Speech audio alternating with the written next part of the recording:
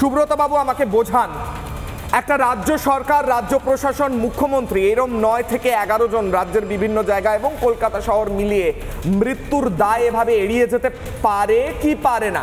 একটা বেসরকারি বিদ্যুৎ সংস্থা যদি ভুল করে থাকে, তার ফেলে থাকে এবং 10 জন 11 জন মারা গিয়ে থাকে, তাহলে তাদের বিরুদ্ধে ব্যবস্থা কেন নিচ্ছেন না?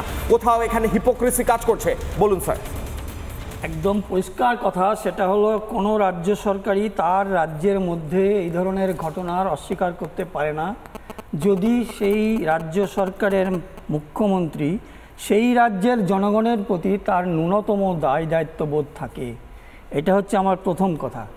দ্বিতীয় হচ্ছে যে এই রাজ্যের মধ্যে এই যে বিদ্যুতের এইটা হচ্ছে বলে গতকাল যেভাবে মাননীয় মুখ্যমন্ত্রী টোটালটাই সিএসসি কর্পোরেশনের ওপর দায়িত্ব ছেড়ে দিয়েছেন, আমার মনে হয় এই দায়িত্বটা সিএসসি কর্পোরেশনের তো নিশ্চয়ই আছে তো বটেই, কারণ তারা তাদের মেনটেন্যান্স যেভাবে করা উচিত সেভাবে তারা করে না।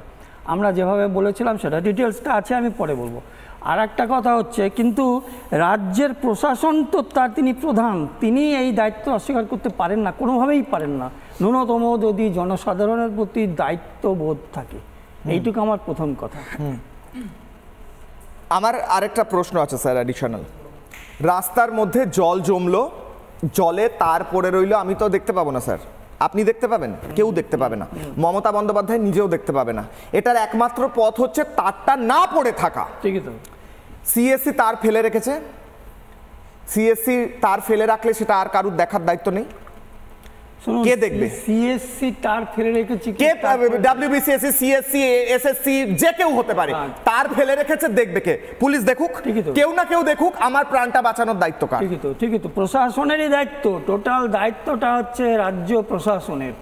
আপনি কিভাবে অবস্থা দেখুন, বিভিন্ন জায়গায় যে তার এই লাইন পোস্ট থেকে হুকিং করে তার চুরি হয়, বিদ্যুৎ চুরি হয়। এই চুরিটা হচ্ছে বলে অনেক অ্যাক্সিডেন্টের কারণ একটা।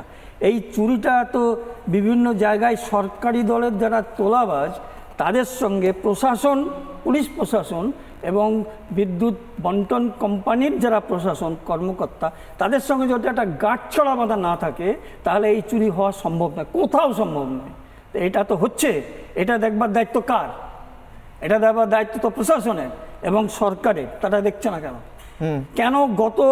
গতবার একই ঘটনা ঘটেছে, মা বাচ্চাকে কোলে করে নিয়ে ভিক্ষা করছে, তার ছিঁড়ে পড়ে গেছে ওভারহেড তার জলের মধ্যে, জলে টাচ করে গেছে, বাচ্চাটা তুলতে গেছে, দুজনেই মারা গেল।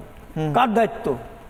তারা বলছে বিদ্যুৎ সংস্থার দায়িত্ব। বিদ্যুৎ সংস্থাকে আমরা ভোট দিই, তাহলে বিদ্যুৎ সংস্থার তার যদি পড়ে গিয়ে থাকে, তারটা প্রথমত বিদ্যুৎ সংস্থার ছিল না, ওটা হচ্ছে টেলিফোন লাইনের, এই উপরের লাইনের তার, ওই ফ্লাইতে গেছে, সেকেন্ড হুগলি সেতুর উপরে গেছে লাইনে পোলের তার, তো সেটা মেনটেন্যান্স করে তো সরকার, পৌরসভা।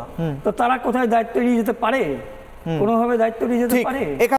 নানা ধরনের কন্টেন্ট দেখার জন্য লাইক করুন, শেয়ার করুন আমাদের ফেসবুক পেজ, সাবস্ক্রাইব করুন আমাদের ইউটিউব চ্যানেল। পাশাপাশি অন্যান্য ব্রেকিং নিউজের জন্য অবশ্যই চোখ রাখুন রিপাবলিক বাংলায়।